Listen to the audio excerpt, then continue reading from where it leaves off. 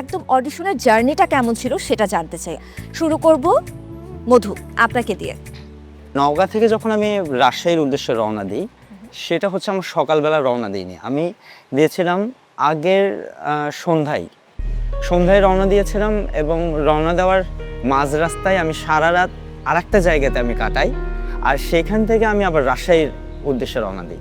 তো সেইখান থেকে রাজশাহীর উদ্দেশ্যে রওনা দেওয়াটা আমার অনেকটা লেট হয়ে যায়। আর আমার সাথে যিনি ছিলেন উনি যেতে চাচ্ছেন আবার যেতে চাচ্ছেন না। আমি বললাম যে আজকে আপনি চলেন আমার সাথে, ভালো লাগবে আপনার। তো অনেক কষ্ট করে ওনাকে নিয়ে গেলাম। এর মধ্যে আমার ছবি তুলতে হবে, তারপরে ফটোকপি করতে হবে, এগুলো সব কিছু মিলে আমি তো শুক্রবারের দিন, সেই দিন কোনো মানে দোকানপাট খোলা নেই।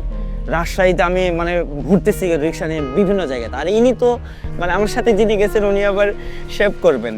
উনি কে ছিলেন? উনি ছিলেন এক জেলা শিল্পকলা একাডেমিতে, উনি তবলার প্রশিক্ষক ছিলেন। আচ্ছা। এবং উনি সবসময় আমাকে সঙ্গ দিতেন। বাহ।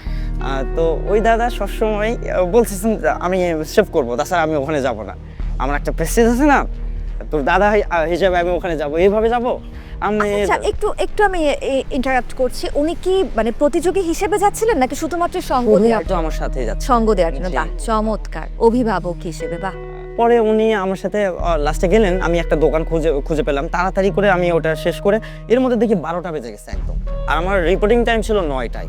তো 9টা 12টা, এর আগে আমি ভাবছি যে কি একটা অবস্থা হলো, আমি কি ওখানে ঢুকতে পারবো কি পারবো না। ওখানে যাওয়ার পরে আমার যেটা মানে আগ্রহ প্রকাশ হচ্ছিল এইরকম যে স্যার কোন রুমে আছে, পার্থ বড়ুয়া স্যার কোন আমি রুমে আছে? শুনেছি এটা। তো আমি আসেছিলাম, তো পরে নসিবের ওপর ছেড়ে দিলাম, যে কোনো বিচারক মণ্ডলীর সামনে আমি যেন যেতে পারি আর আমি যেন ভালো গান গাইতে পারি। তো প্রথমেই আমি স্যারকে পেলাম। স্যারকে আমি আবার মানে প্রায় 4-5 বছর আগে ওনাকে আমি একদিন দেখা করার কথা ছিল, কিন্তু দেখা হয়নি। ওখানে যে দেখছি উনি, এখানে ওনার বুথে আমি পড়ে গেছি।